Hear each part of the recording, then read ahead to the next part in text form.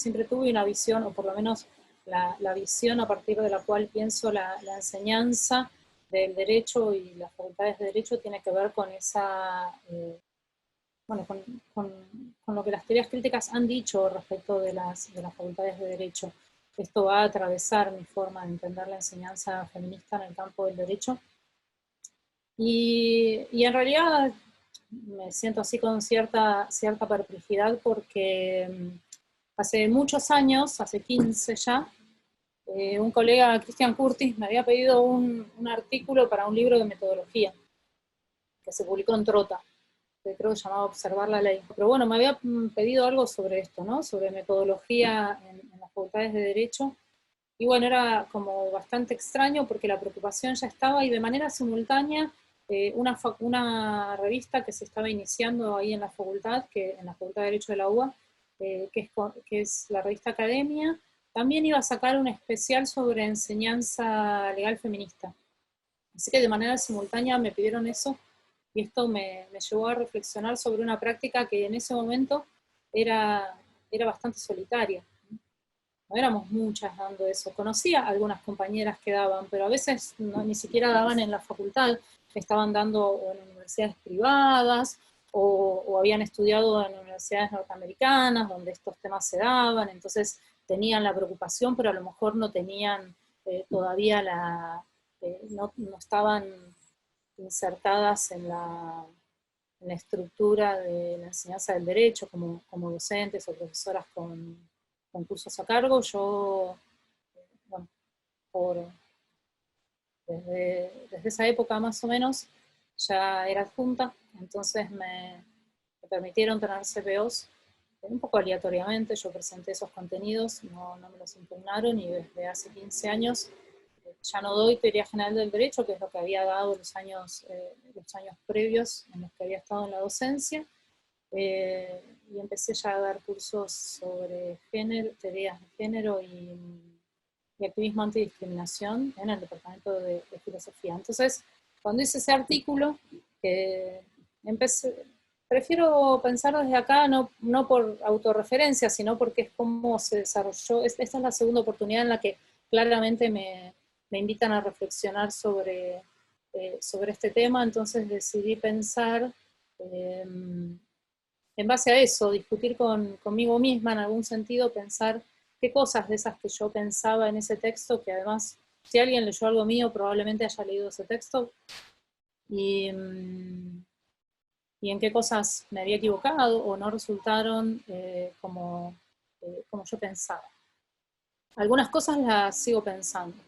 Yo no creo que la universidad sea un lugar de transferencia de conocimiento, en el sentido de que vienen una masa estudiantil a la que se le baja conocimientos, y que estamos los profesores, y que hay distintos tipos de profesores que damos distintos tipos de contenidos en función de ideologías. Ya el hecho de que yo me hubiera formado en la filosofía del derecho crítica hacía que ya de por sí, dentro de lo que es la organización de la filosofía del derecho en las facultades de derecho, formaba parte de un grupo minoritario o con poca presencia en las facultades de derecho, un poco más notable en la UBA, pero igual muy chica, que era el grupo de Enrique Marí, Carco, Ruiz, Martiñuc, Juan Curtis, ese grupo, y sigue siendo un grupo que además, por la influencia que habían tenido las teorías críticas, bueno, primero por cómo habían atravesado las dictaduras en América Latina y habían expulsado a este campo teórico de las universidades, y además porque era por su propia tradición teórica, propia de la Escuela de Frankfurt, tenían una visión, si se quiere, muy negativa respecto de la utilización del derecho como una herramienta, no sé si por lo menos de cambio social, pero sí como una herramienta para disputar espacios de poder, aunque más no sea para realizar acciones de intervención contestatarias en el ámbito social. En ese sentido era una visión bastante negativa respecto de la posibilidad de intervención legal. Yo, al ser de una generación mucho más joven, más atravesada por lo que habían sido, ya atravesada por el activismo, creía que sí, no que el derecho pudiera ser una herramienta de cambio social. Al día de hoy lo sigo pensando que es una herramienta, no es un A más B, no necesariamente el resultado que obtenemos es el que queremos, pero sí creo que sirve para, por lo menos para molestar en varias situaciones. Entonces, para mí la enseñanza del derecho no era una forma de trasladar conocimiento, que de hecho esto se hace, pero sobre todo las facultades de derecho creo que son un espacio más de militancia. No, creo que nuestra función como docentes de derecho, en este caso, en mi caso desde la crítica legal y feminista, es llevar a ese espacio conflictos que ese espacio tiende a invisibilizar. No creo que tengamos que ser el apéndice de los contenidos tradicionales y ese apéndice que le suele dar cierta tolerancia o idea de amplitud a las currículas de derecho. Entonces, en esa oportunidad, yo pensaba, estaba muy preocupada hace 15 años por la forma en la que, a pesar de que todavía no se habían introducido masivamente las cuestiones de género en la enseñanza del derecho, la forma en la que éstas se estaban introduciendo no era algo que a mí me gustara. Fue en el momento en el que se hablaba de la perspectiva de género, en todos lados se hablaba de eso, parecía que la perspectiva de género era un polvito, como una purpurina que uno tira sobre un manual y todo cambia, y entonces nuestra tarea sería ser lenguaraces del feminismo, cambiar estos tratados androcéntricos, además que yo no creo en esas descripciones que dicen que el derecho es androcéntrico, el derecho no es nada, yo no creo en la esencia del derecho. Eso me parece que es otro obstáculo que tenemos para pensar desde esas formas feministas que tendían a instaurar el tema a partir de una idea de perspectiva que naturalizaba la idea del género, que naturalizaba el fenómeno jurídico, me parecía que era muy, muy problemática. Lo sigo creyendo. En lo que sí creo que me equivoqué, no sé si me equivoqué, pero bueno, que por suerte las cosas fueron diferentes. En ese momento yo aspiraba, si se quiere, tal vez pensándolo más desde la academia que desde otras formas de activismo que tiempo después desarrollé más intensamente, aún dentro del campo legal. Por ejemplo, militando la causa LIT, que llegó a la Corte Suprema, en donde nada de estos razonamientos se hacían en términos de academia del derecho. Se hacía en otros términos que ahora no viene al caso, pero que me ha ayudado mucho. Después la militancia, cómo esto impactó en la militancia por el proyecto del Frente de Ley por Identidad de Género, del Frente Nacional. Entonces, bueno, este temor de que se instaurara cierta ontología, yo creo que, si bien sigue presente, yo creo que cuando se intenta hacer un cambio desde la academia para el mundo exterior, podríamos decir, esta es la consecuencia. Pero creo que ahora hay un factor que yo no me imaginaba en ese momento y que me encanta porque es una oportunidad histórica, creo yo, y es que estos temas desbordan las universidades, desbordan todos los espacios porque ha desbordado el debate social. Entonces, estos temas ya están en las aulas, ya llegaron, y no llegaron por el cuerpo docente, ni van a llegar por el cuerpo docente. Estoy segura que ahora somos muchísimas más, de hecho hay una investigación de Liliana Ronconi, que lo que es la situación en la facultad, no es que ha cambiado muchísimo respecto en estos últimos 15 años, pero sí somos muchas más, hay una red de profesoras, por ejemplo, pero bueno, digamos que eran cambios que se fueron dando a partir de las propuestas, me parece, más individuales que institucionales. Y entonces, claro, ahora la demanda llega por lugares insospechados. Son nuestros alumnos quienes ya saben estos debates. Son ellos quienes ya saben qué quieren del derecho, que interpelan al derecho, que interpelan a sus profesores de dogmática, que no pueden dar cuenta de ciertos fenómenos sociales. O me contaban una anécdota de un profesor interpelado por sus propias alumnas, por la escasa visión que él tenía respecto de cómo funciona el derecho penal para con las feminidades, sobre todo para las feminidades travestis. Y acá viene tal vez la otra pregunta que vuelve sobre, así que me parece que esta es una gran oportunidad. Nuestros alumnos ya tienen lecturas que exceden la facultad, los textos están ahí, hoy hay redes, hoy hay medios, entonces me parece que la academia en ese sentido va mucho más atrás. Y acá viene una segunda pregunta que yo me hago y que tiene que ver con esto en ese momento, cuando yo escribí Constancias. Mi apuesta era por una diversidad teórica en las facultades de Derecho. Yo creo que eso es necesario, yo creo que eso tiene que estar. Creo que igual se va a imponer una hegemonía, creo que hoy tal vez no se habla tanto de perspectiva de género, pero se habla de enfoque de género, qué sé yo, encuadre, enfoque, todas metáforas, a mi gusto ontologizantes, que imponen un punto de vista, como si hubiera algo así como una teoría feminista, que borra la diversidad de movimientos que son no sucesivos en la historia, sino que somos contemporáneos, que tenemos debates teórico-políticos.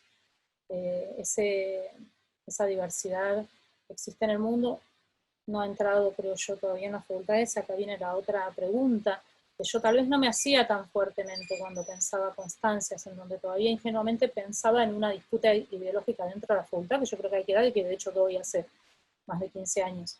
Pero que tiene que ver con una segunda pregunta, ¿no? De los cambios institucionales. Si alguien me preguntara, y lo digo porque después hay otro panel, bueno, ¿vos crees que estos cambios tienen que venir de la propia estructura administrativa de la universidad? Y ahí no sé, la verdad no sé. No soy muy optimista respecto de que los cambios articulados desde la propia institución vayan a, ojalá que sí, pero que vayan a superar, si se quiere, la revolución que ha implicado en los últimos años lo que llamamos la ola feminista en la facultad, por lo menos lo que yo veo en la Facultad de Derecho. Es cierto que yo doy cursos, si se quiere, especializados, y quienes vienen a mis cursos ya tienen cierto interés en el tema y probablemente tengan lecturas que vienen a querer completar o charlar o corroborar en mi curso, pero también doy clase en otros lugares donde no es así. O sea, en colegios de abogados, lugares donde no se espera lo que a lo mejor yo tengo como oferta académica. Así que ahí sí yo plantearía mi perplejidad. Creo que este es un momento histórico como para volver a revisitar discusiones que parecen sabidas pero que no fueron dadas en el ámbito académico. Hoy repasaba un debate o una charla histórica que habían tenido Foucault y Deleuze sobre qué es la teoría y cómo se milita la teoría, y yo creo que hay que volver sobre eso. Ahora les puedo leer un parrafito que a mí me parece que es clave, que es esta tensión entre, no la tensión tradicional de la política entre la revolución y el reformismo, sino la idea de creer que el reformismo, a través de las instituciones, para que estos temas se introduzcan, bueno, yo creo que va en detrimento o como forma de contención de algo que está pasando, y es que esa revolución sexogenérica, feminista, diversa, está ocurriendo cuando estas pibas interpelan al profesor de Derecho Penal y le dicen que no. Y acá sí quiero llamar la atención sobre otro tema, que es histórico, que ya se planteaba en ese momento, cuando empezamos a debatir estos temas. Me acuerdo lo que se había planteado en esa revista Academia, que salió de manera simultánea, y vuelvo sobre el libro porque hoy revisé, ese libro de Christian Curtis, son 14 autores, solo 2 somos mujeres, el resto son varones cis, y bueno, y de las 2, yo además fui invitada a escribir sobre género, en un libro de metodología. Tal vez eso hoy no pasaría porque aunque más no sea por corrección política, lo cual me parece bueno, esa diversidad esa poca diversidad tendría que ser cuestionada. Pero bueno, acá quería volver sobre este tema que les decía es histórico, ya en esa época, sobre todo en la revista Academia, se estaba planteando, que es la disputa entre la transversalización de contenidos o la... Acá esto también ha cambiado, porque en esa época, ¿qué es lo que debatíamos? Si las quedábamos, muchas o pocas, que en ese momento trabajábamos género, íbamos a intentar infiltrarnos en todos los departamentos, de forma tal de transversalizarlo, y e intentar a su vez meter alguna forma de teoría general. Yo creo que las teorías generales son fundamentales, porque si no lo único que tenemos es suma de información, si no podemos sistematizar un conocimiento, y en ese sentido, por más que transversalicemos un conocimiento, necesitamos teorías generales, necesitamos mostrar las disputas entre las teorías generales, para que puedan ver esa diversidad ideológica, en este caso de los estudios de género. Ahora bien, ahora creo que estamos en un momento histórico más, en donde hay que tener una visión más desconfiada de la idea de transversal, de cómo se instrumenta esta transversalización. Porque parte de lo que está pasando, que antes ni siquiera lo consideraban, ahora, como muchos profesores saben, que no pueden ir por la vida haciéndose los progres frente a las demandas sexogenéricas, plantean la cuestión, pero la plantean como una cuestión respecto de la cual nos tenemos que ocupar las especialistas. Y esto es lo que ha cambiado, ¿no? Y yo creo que sobre esto tenemos que trabajar y sacar ventaja. Tenemos que resistir la idea de que somos nosotros o nosotras las que nos tenemos que hacer cargo de estas demandas estudiantiles. Yo creo que al contrario, que lo que tenemos que hacer es fomentar esa revolución que el alumnado trae, de que puedan ir a demandar a todos los espacios, de que no hay un solo profesor, una sola profesora en la facultad que puede no ser especialista, pero que hay un piso mínimo que tiene que respetar, ¿sí? Y en ese sentido podríamos decir, bueno, eso es lo que tiene a lo mejor de piola iniciativas como la Ley Micaela, que sabemos que esos cursitos que se organizan en todos lados a nivel institucional de 2 semanas no van a cambiar mucho por lo que se pueda dar en ese tiempo, pero sí instalan por lo menos la idea de que ese tema está, y de que no te podés desentender. Simplemente quería compartir estas preocupaciones. Creo que hoy hay eso, que nuestra tarea más importante no es bajar un saber que por suerte muchas veces traen los alumnos, sino que es fortalecer esas demandas, fortalecer la posibilidad de traer esas demandas a la facultad, canalizarlas en la medida de lo posible, fomentar sobre todo la diversidad de esos pensamientos, fomentar que haya contradicción entre esos saberes, ¿sí? Yo creo que es bueno el derecho, cada vez que podemos mostrar que el derecho no es coherente, que el derecho no es lineal, que el derecho no es, sobre todo que el derecho no es un supermercado. Esto sería lo último que me gustaría decir. Tenemos que resistir las políticas identitarias, tenemos que resistir las políticas identitarias institucionales que ordenan nuestros saberes como góndolas de supermercados, en las cuales en una vamos las mujeres, en otras van no sé, las personas mayores, en otra van las niñas. Eso hay que resistirlo, hay que poner en tensión y en cuestión esas formas de organización institucional que lo único que hacen es generar loops identitarios que nos llevan ahí a la cola de quienes tienen que sacar número para ejercer demandas. Así que, y esto lo digo pensando, porque ahora estamos hablando de la organización de la enseñanza en el mundo del derecho, ¿no? Así que bueno, a mí me parece eso, que tenemos que poder generar, no sé si tanto orden y sistematización, sino desorden e interpelación. Y como se los dije antes, y me parece una frase muy linda, la voy a leer porque a mí me parece que esta es un poco la clave de lo que deberíamos debatir, que es esto que dice Deleuze a partir de la propuesta de Foucault, ¿no? Y dice, la teoría no se totaliza, se multiplica y multiplica. Es el poder quien por naturaleza opera totalizaciones. Y usted precisamente dice que la teoría, por naturaleza, está contra el poder. A partir del momento en que una teoría se incardina en un ámbito determinado, resulta imposible impedir que tenga consecuencias prácticas sin que se desencadene una explosión, incluso en cualquier otro ámbito. Por eso, la noción de reforma es tan estúpida como hipócrita. Así que bueno, si yo tuviera que proponer algo hoy acá, sería proponer explosiones de teorías, permitir múltiples explosiones, dar esas herramientas, esos materiales para que el alumnado pueda eso, llevar la explosión a cada aula donde hay un profesor que dice lo que no tiene que decir, o que no dice lo que tiene que decir. Me parece que esa es la apuesta más importante. Yo no creo que los saberes más importantes de los alumnos salgan de nuestras aulas, los están trayendo, los aprendieron en otro lado, los están aprendiendo a partir de militancias que han cambiado de manera radical la política en nuestro país en los últimos años, y que han producido cambios legislativos que no pueden explicar. No pueden, ¿cuántos profesoras hay en la Facultad de Derecho que puedan explicar de manera acabada la ley de identidad de género? Entonces, bueno, llevar esos debates, llevar esas herramientas. Así que, bueno, voy a dejar acá.